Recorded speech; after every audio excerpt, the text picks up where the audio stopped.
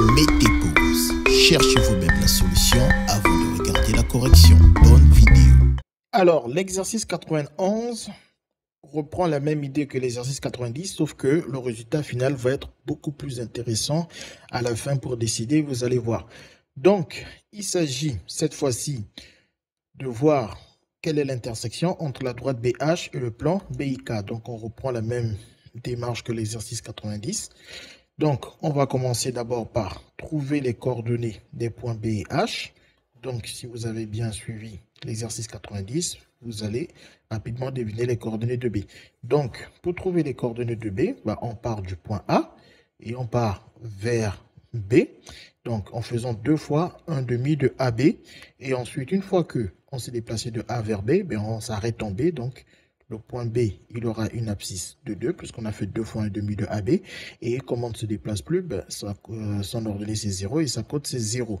Maintenant, concernant le point H, quand je me déplace de A vers H, je ne me déplace pas du tout dans le sens de AB. Donc, je fais 0 fois 1/2 de AB. Par contre, je me déplace une fois de AD. Donc, une fois de AD, ça fait 2 fois 1/2 de AD. Donc, l'ordonnée, c'est 2. Et ensuite, je me déplace de une fois AE, donc c'est-à-dire 2 fois 1/2 de AE. Donc, sa cote, c'est 2.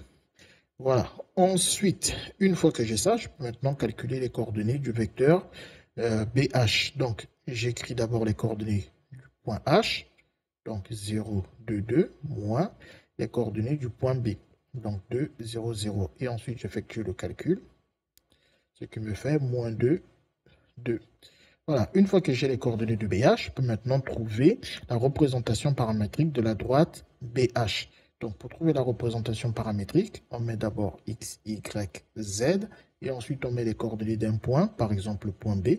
Je peux mettre 2, 0, 0. Et ensuite, je mets les coordonnées du vecteur directeur, donc BH, de la droite BH. Donc, ça fait 2, moins 2, 2, plus 2. Et je n'oublie pas le paramètre T.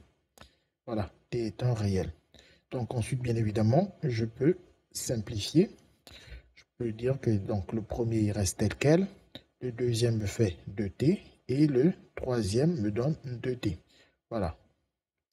Une fois que j'ai trouvé la représentation paramétrique de ma droite BH, pour trouver le point commun entre la droite BH et le plan BIK, je remplace X, Y, Z dans l'équation cartésienne de la droite.